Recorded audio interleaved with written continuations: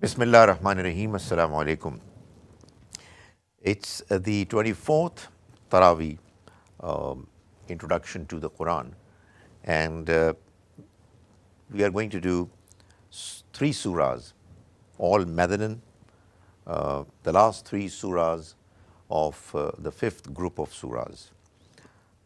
We saw that the fifth group is comprised of 16 surahs, 13 of which were Meccan, and now we are going to go through the last three Madanan surahs, Muhammad, Al-Fatah, and Al-Hujurat, 47th, 48th, and 49th surahs respectively of the Quran.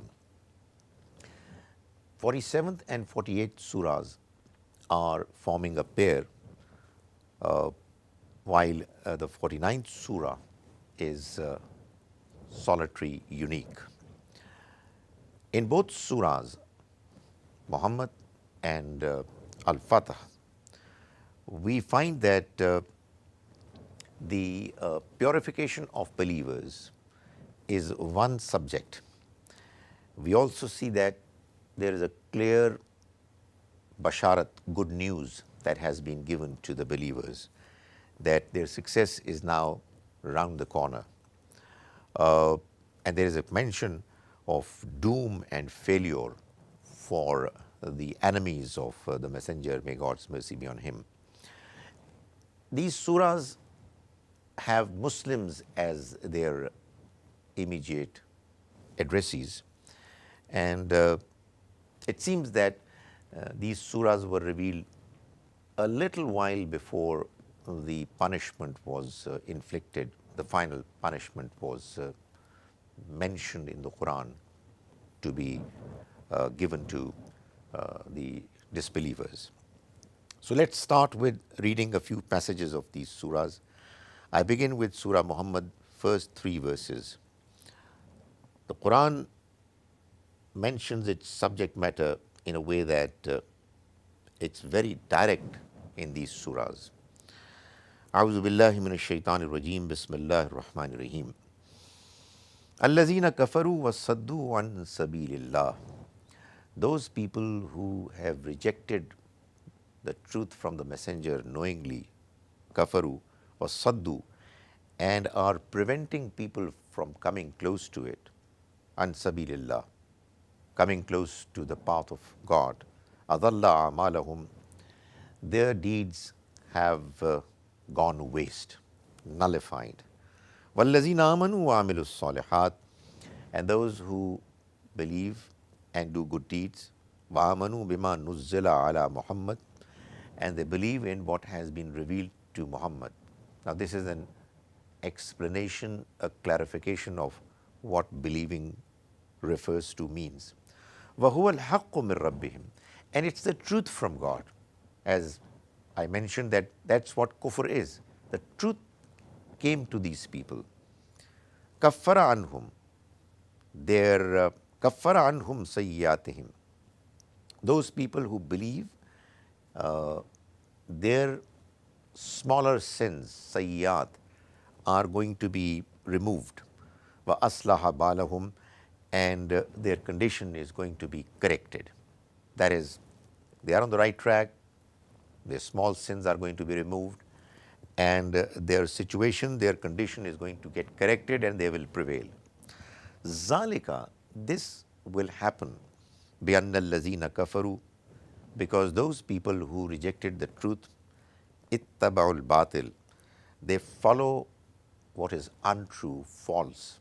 وَأَنَّ الَّذِينَ آمَنُوا, and those who believe, ittaba'ul haq, they follow the truth, mir rabbihim, from their Lord. Kazalika, that's how, yadribullahu linnasi amthalahum, God narrates to the people their examples. There are two different groups, and their examples, their categories have been mentioned. We move on to verse 4, which is an important verse. The Almighty mentions that فَإِذَا لَقِيتُمُ الَّذِينَ كَفَرُوا. Now, very soon this encounter is going to take place. So when you meet those who have rejected the truth, who are disbelievers, فَضَرْبَ الرِّقَابِ, then you strike their necks, that is, crush them. When you are in the battlefield, you fight as best as is possible. حَتَّى إِذَا أَثْخَنْتُمُوهُمْ, until such time that you have inflicted slaughter on them. They have actually been subjugated. فَشُدُّ الْوَثَاقِ, then you take them as prisoners. That is, they will surrender and you take them as prisoners. فَإِمَّا مَنًّا بَعْدُ وَإِمَّا فِدَاءً, thereafter you either release them without asking for any ransom, by conferring favor upon them, أو فدان وإما فدان, or you ask for a amount for ransom. حتى تضع الحرب أوزارها, until the war lays down its burden, it finishes. ذلك, this you will do, وَلَوْ يَشَاءُ اللَّهُ لَانْتَصَرَ مِنْهُمْ. Had God willed, He could have taken revenge, punished these people on His own. He could have asked, He could have given direction to any of the phenomena of nature to inflict punishment on them through natural calamities. وَلَكِنْ لِيَبْلُوَ بَعْضَكُمْ بِبَعْضٍ. However, what He decided was that He wanted to try some through others. That is, He wanted believers to be tested and punishment inflicted upon their enemies through the believers. That's why He arranged for this battle to take place and for the believers to become God's tools to inflict His punishment on the enemies. وَالَّذِينَ قُتِلُوا فِي سَبِيلِ اللَّهِ. And now in this encounter, if believers are going to die, وَالَّذِينَ قُتِلُوا فِي سَبِيلِ اللَّهِ, those who are going to be killed in the way of God, فَلَنْ يُضِلَّ أَعْمَالَهُمْ, their deeds are not going to go waste. They'll get huge rewards. We move on to now verses 7 to 9. The Almighty says, Ya ayyuhallazina amanu, believers, in tansurullaha, if you are going to support God, support God's mission, project. He has decided to punish the disbelievers. You are supporting His cause. If you're going to do it, yansurkum, He is going to support you. وَيُثَبِّتْ أَقْدَامَكُمْ, and He's going to plant your feet firmly. وَالَّذِينَ كَفَرُوا, as for those people who have rejected the truth, فَتَعْصَلْ لَهُمْ, they will have misery. They are going to be destroyed. وَأَضَلَّ أَعْمَالَهُمْ, and their deeds are going to go waste. The deeds that they did for good causes. All humans do certain things, certain deeds which are good. But their good deeds are going to go waste because they have committed this huge crime, sin of rejecting the truth knowingly and persistently. This is what the Quran says in the next verse. Zalika, this is going to happen. That is, their good deeds are going to go waste. بِأَنَّهُمْ كَرِهُوا مَا أَنزَلَ اللَّهُ, because they disliked what God revealed. فَأَحْبَطَ أَعْمَالَهُمْ, so their deeds are going to go worthless. Verse 10 says, أَفَلَمْ يَسِيرُوا فِي الْأَرْضِ, have they not travelled in the land? فَيَنْظُرُوا, so that they should see كَيْفَ كَانَ عَاقِبَةُ الَّذِينَ مِنْ قَبْلِهِمْ, what happened to those people who came before them.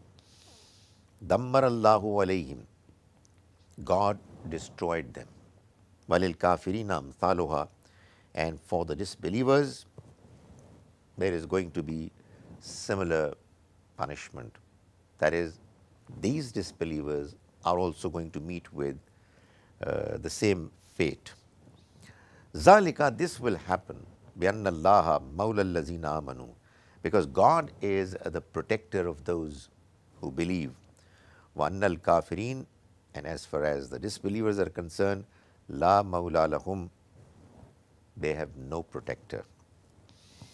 When we go to verse 21, we find that the Almighty is telling us, Ta'atun wa qawlum ma'roof. There were people who were hypocrites. God arranged for believers to inflict His punishment on the disbelievers, the enemies, and He provided believers with the opportunity to become His tools. It was a great privilege. But in the ranks of believers, there were some hypocrites. So the Almighty is telling the hypocrites that instead of making loud claims that they are believers, all that is needed from them is ta'atun wa qawlum ma'roof. For them, the right attitude was to be obedient and to say good words. But they're not doing it. فَإِذَا عَزَمَ الْأَمْرُ, and when a clear decision is taken, that is a clear decision of jihad, it takes place, فَلَوْ صَدَقُوا اللَّهَ, had they been true to their words, had they been sincere in their claim that they are believers, لَكَانَ خَيْرًا لَهُمْ, it would have been good for them. That is, that attitude would have paid them. But unfortunately, many of them are the ones who are making loud claims, hollow claims, but they are not living up to it. فَهَلْ عَسَيْتُمْ إِن تَوَلَّيْتُمْ, so what else is expected from you? That when you are going to go back to your places, أَن تُفْسِدُوا فِي الْأَرْضِ, except that you are going to cause mischief on earth, وَتُقَطِّعُوا أَرْحَامَكُمْ, and you are going to break ties with your relatives. In verse 24, the Almighty is lamenting the fact that these people have not believed, and that He's mentioning the reason. أَفَلَا يَتَدَبَّرُونَ الْقُرْآنَ, so do they not ponder and reflect over the Quran? How is it that they are not believers as yet?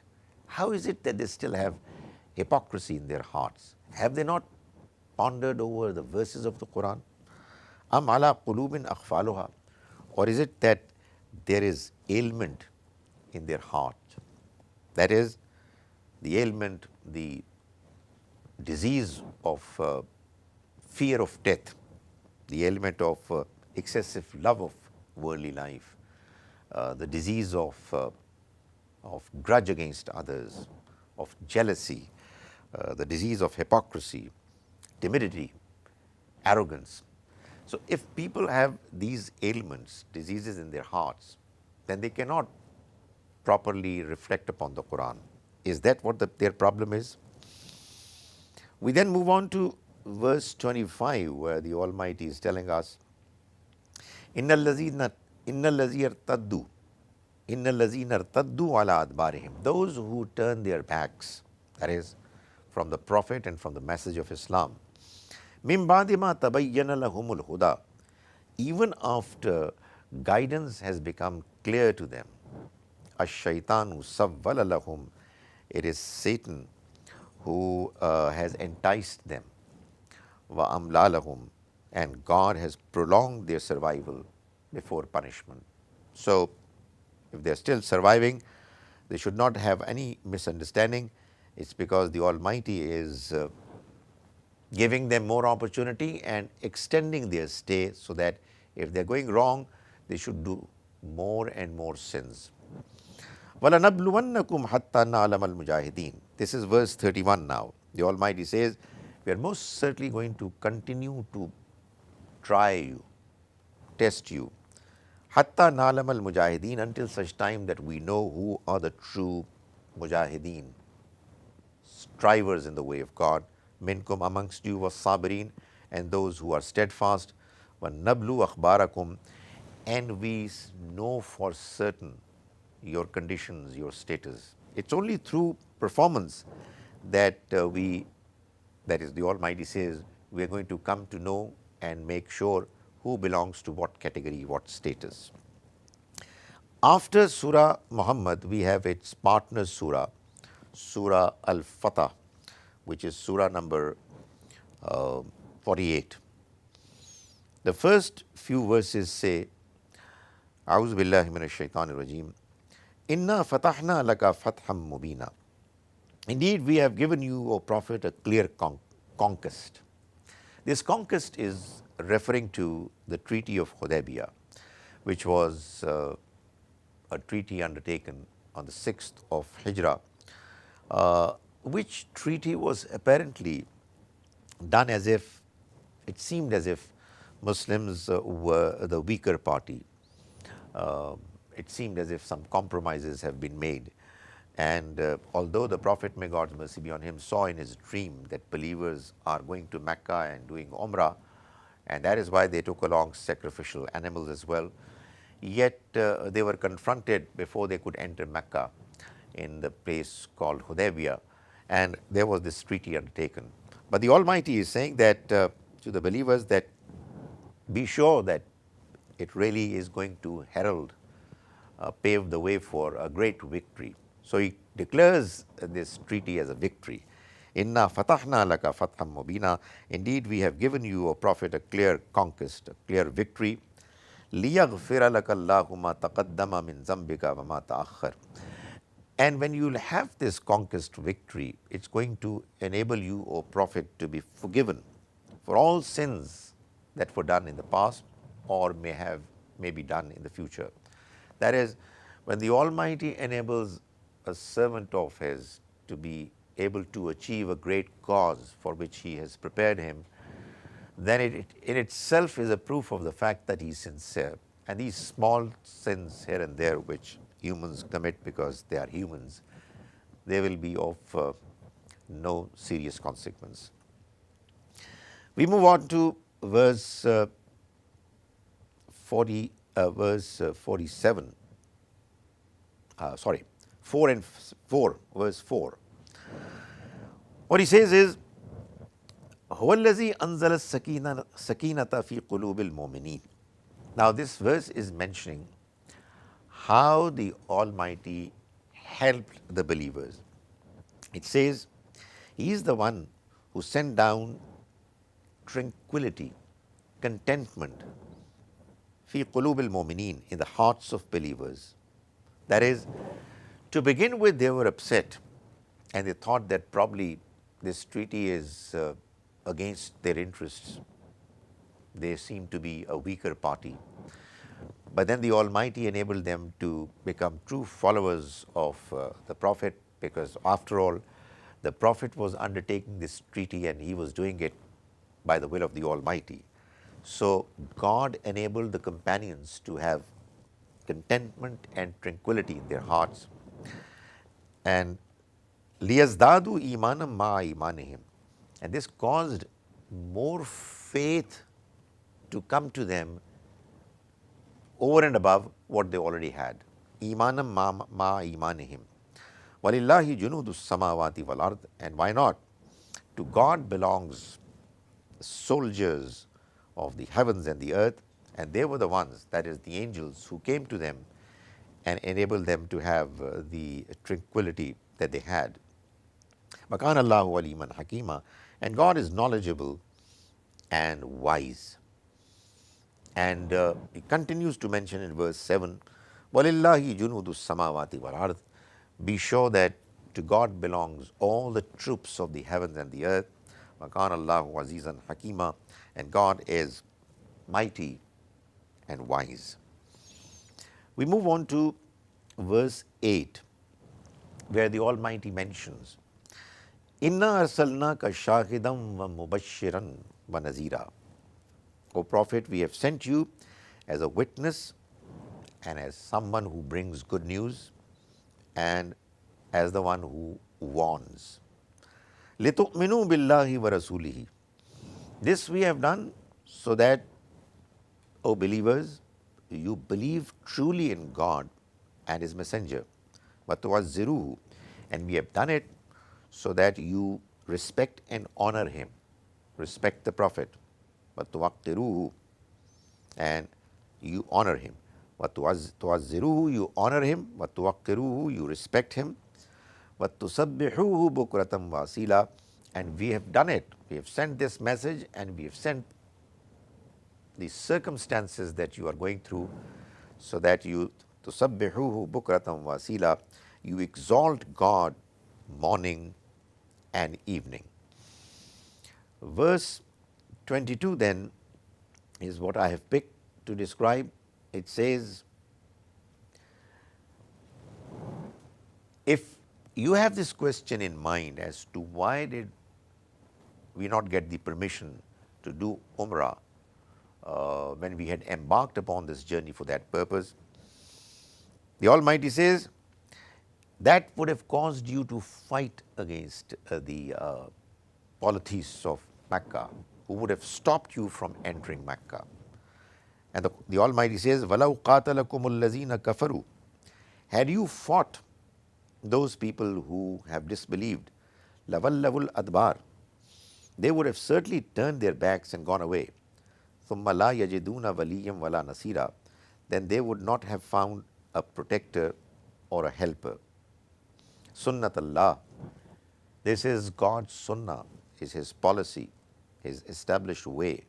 Allati qad khalat min qabl, which has always been the case regarding people who have come before. Walan tajida li sunnatillahi tabdila, and you would never find God's sunnah ever changing. So be sure that if that's what you've done, you would have prevailed. However, we didn't allow you to do it and asked you to go back that year. Why? It mentions in now the subsequent verses 24 and 25. The Almighty says, وَهُوَ الَّذِي كَفَّ أَيْدِيَهُمْ عَنْكُمْ وَأَيْدِيَكُمْ عَنْهُمْ بِبَطْنِ مَكَّةِ, and He is the one who withheld your hands from who withheld their hands from you and your hands from them within the area of Mecca. He didn't allow you to fight against each other. مِنْ بَعْدِ أَنْ أَزْفَرَكُمْ عَلَيْهِمْ, even after He caused you to overcome them. This is what He did through His own planning and wisdom. وَكَانَ اللَّهُ بِمَا تَعْمَلُونَ بَصِيرًا, and God is always watchful of whatever you're doing. هُمُ الَّذِينَ كَفَرُوا وَصَدُّوكُمْ عَنِ الْمَسْجِدِ الْحَرَامِ, they are the people who have committed disbelief and who stopped you from entering the sacred mosque. وَالْحَدْيَ مَعْكُوفًا أَنْ يَبْلُغَ مَحِلَّ, and they prevented the sacrificial animals to reach the place where they were to be sacrificed. So why did God stop you from fighting them then? He says, وَلَوْلَا رِجَالٌ مُؤْمِنُونَ وَنِسَاءٌ مُؤْمِنَاتٌ, had it not been for believing men and believing women, لَمْ تَعْلَمُوهُمْ, whom you did not know, أَن تَتَؤُوهُمْ, that you might have trampled them, فَتُصِيبَكُمْ مِنْهُمْ مَارَّةٌ, and you would have had blame on yourself, unwittingly, unknowingly. It's because of them that the Almighty stopped you. And you would have done it if you would have entered Mecca and fought them.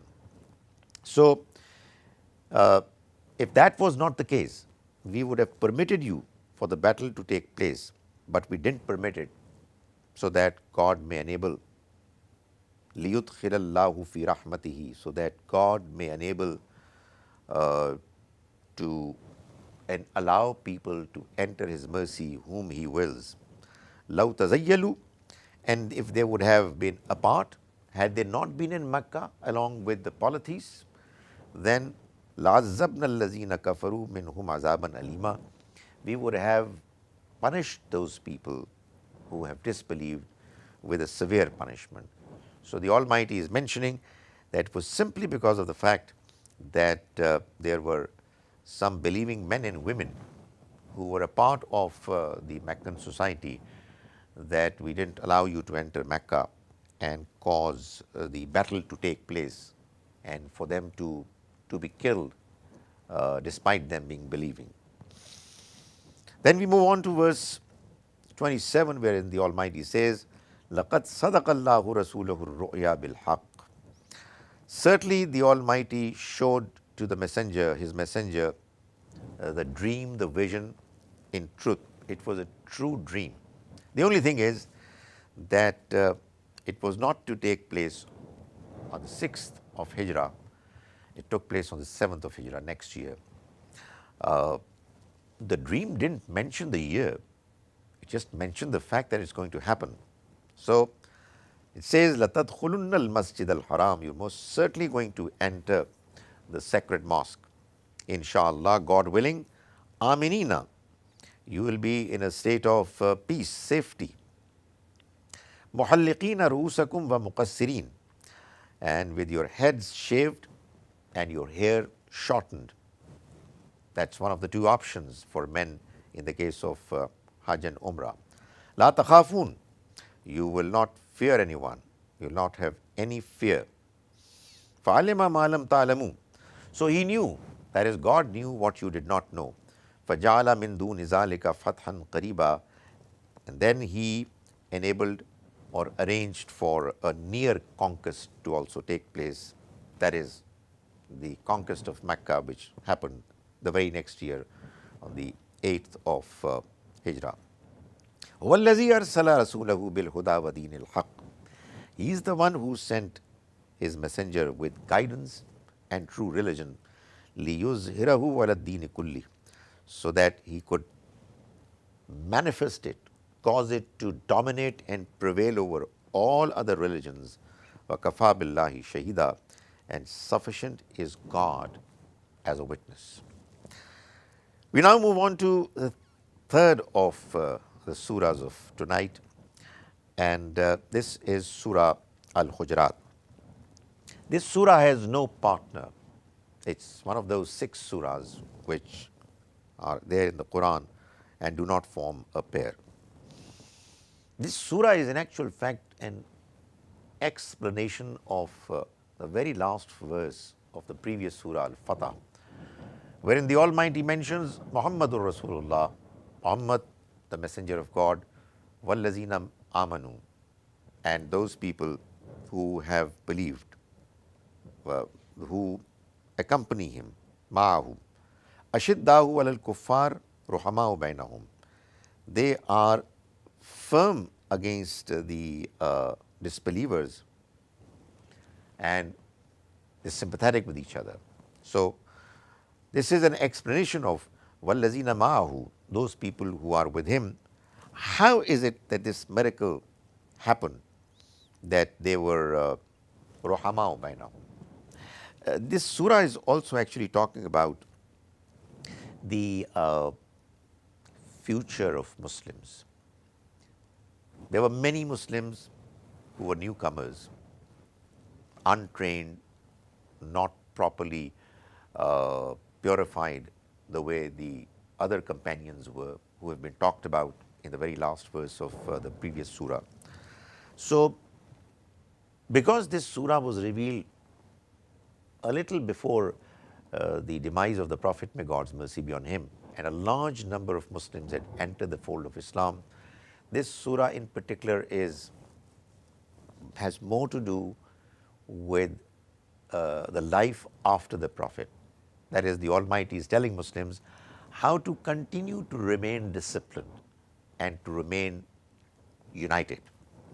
So we start with verses 1 and 2. The Almighty says, أعوذ بالله من الشيطان الرجيم بسم الله الرحمن الرحيم يا أيها الذين آمنوا, believers, لا تقدموا بين يدي الله ورسوله.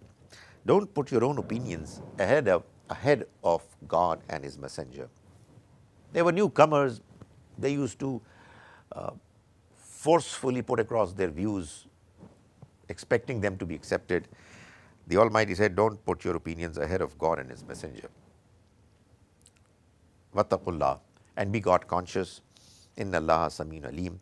God is hearing and knowing. That is, how can you be God conscious? The Almighty is telling us, the only way we can be God conscious is to realize that God hears what we say and God knows what we do.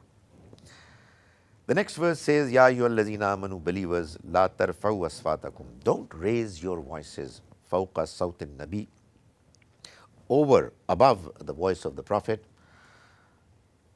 Wala tajharu lahu bil qawl, and do not speak loudly. Kajahri ba'dikum li ba'd, the way you speak to each other. That is, these people, Bedouins, they used to speak to each other loudly, but don't speak loudly in the company of the Prophet. An tahbata amalukum, lest your deeds, good deeds, should go waste. Wa antum la tash'urun, and you would not even realize it. So respect the Prophet, know his status, and learn God's religion from him. Verse 6 is a verse which is telling us that believers should behave in a way that they don't cause misunderstandings to happen between them. And an important principle to be able to achieve that goal is to do not pay heed to rumors. The Almighty says, Ya ayyuhallazina amanu, believers, in ja'akum fasiqum binabain, if an unreliable person comes to you with an important piece of information, fatabayyanu, then investigate it. Investigate it before you put it across to others. An tusibu qawman bi jahalatin, lest you take action against a nation ignorantly, without verifying. Fatusbihu ala ma fa'altum nadimin, and then you become regretful over what you did. In other words, don't pay heed to rumors. The Prophet, may God's mercy be on him, is reported to have said, it is enough for a person to be described, to be categorized as a liar, if he disseminates, shares with others whatever he has heard from someone. In other words, if you share your piece of information that you have with others without investigating properly, then you will be categorized as a liar. So imagine the kind of stuff that's happening on social media these days. We just share it with others without even knowing whether what we are sharing is right or wrong. So it's a serious matter. Then we move to verses 9 and 10.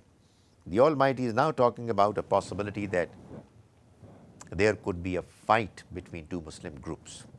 The Quran says, وَإِن طَائِفَتَانِ مِنَ الْمُؤْمِنِينَ اقْتَتَلُوا, and if two groups amongst believers, they fight with each other, فَأَصْلِحُوا بَيْنَهُمَا, then you make settlement between them, make peace between them. فَإِن بَغَتْ إِحْدَاهُمَا عَلَى الْأُخْرَى, but if one of them oppresses the other, that is, despite that settlement, one of them goes against it and picks the fight against and oppresses the other. فَقَاتِلُوا الَّتِي تَبْغِي, then you all fight against the one who has oppressed, who has violated the treaty of settlement and peace. حَتَّى تَفِيَ إِلَىٰ أَمْرِ اللَّهِ, until such time that that group returns to the ordinance of God, to the treaty that was undertaken. فَإِن فَاتْ, then if it returns, فَأَصْلِحُوا بَيْنَهُمَا, then you again bring reconciliation, settlement between the two groups. وَأَقْسِطُوا, and be fair. بِالْعَدْلِ, you do it justly. وَأَقْسِطُوا, and be fair. So emphasis on justice and fair play here in particular is because of the fact that there was a likelihood that this time round, when people are going to negotiate, they are going to go against the one that caused this fight to happen a second time. But the Almighty says, don't allow your grudge against anybody for you to be unfair. Be fair. Inna Allaha yuhibbul muqsitin.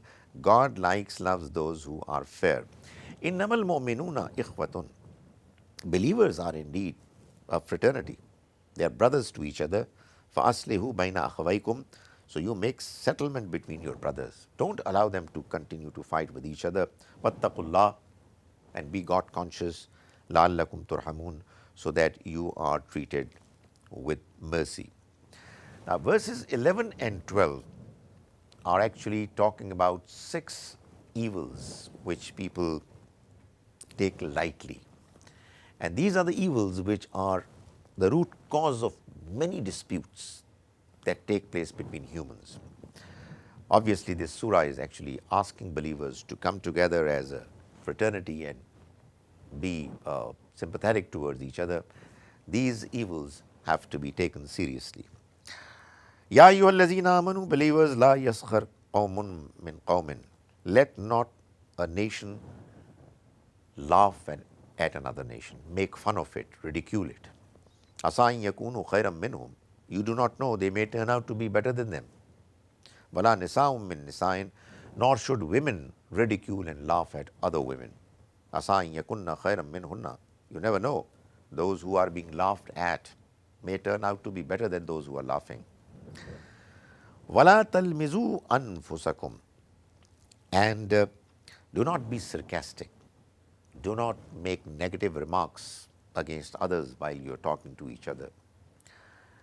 Wala tanabazu bil alqab.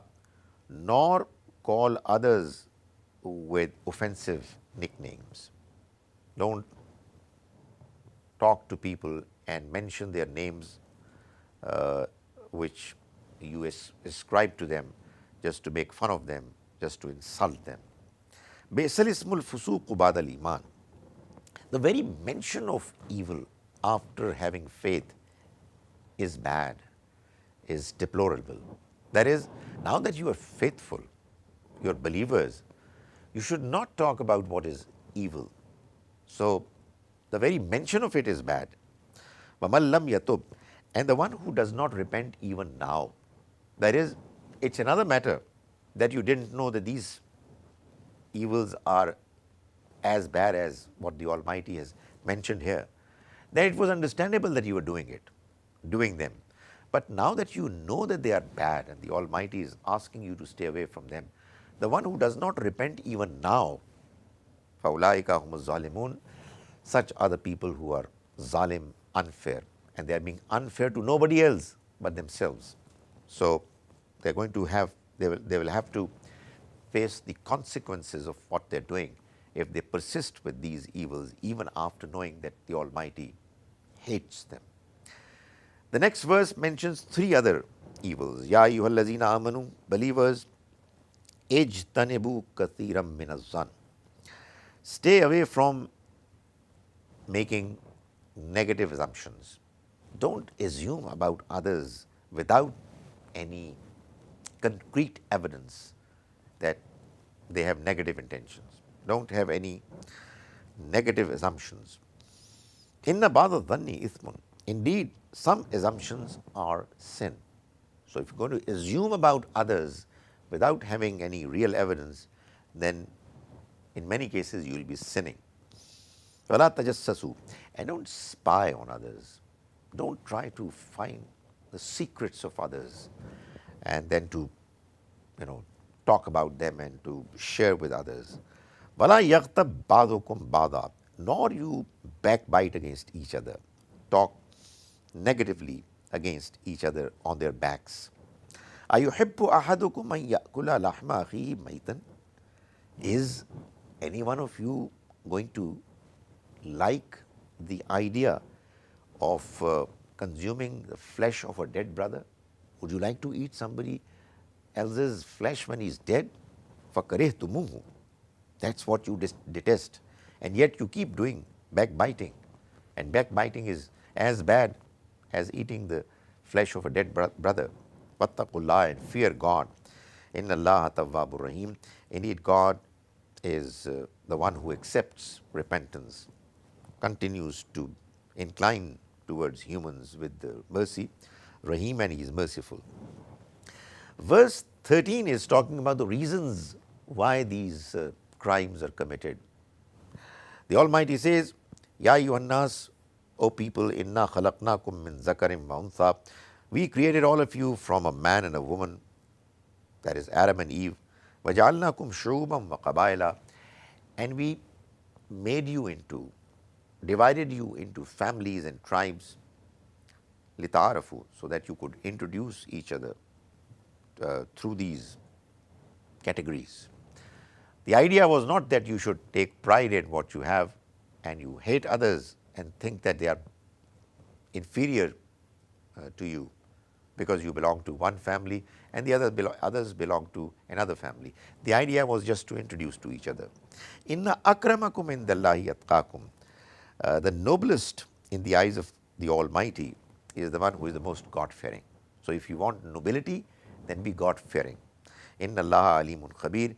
Indeed, God is knowledgeable and informed. Finally, in verses 14 and 15, the Almighty is telling these newcomers that they should focus their attention on improving themselves. قَالَتِ الْأَعْرَابُ آمَنَّا. These Bedouins claim that they have believed. قُلْ لَمْ تُؤْمِنُوا. O Prophet, tell them that you have not believed. وَلَكِنْ قُولُوا أَسْلَمْنَا. Instead you say that we have become Muslims. وَلَمَّا يَدْخُلِ الْإِيمَانُ فِي قُلُوبِكُمْ. And faith, true faith has not entered your hearts as yet. وَإِن تُطِيعُوا اللَّهَ وَرَسُولَهُ لَا يَلِتْكُم مِّنْ أَعْمَالِكُمْ شَيْئًا. But if you continue to follow, be obedient to God and His Messenger, none of your deeds are going to go waste. Inna Allaha ghafurur rahim. Indeed, God is forgiving, merciful. Innamal mu'minuna allazina amanu billahi wa rasulihi. True believers are those who believe in God and His Messenger. Thumma lam yartabu. And they do not entertain any doubts in their hearts. Wajahadu bi amwalihim wa anfusihim.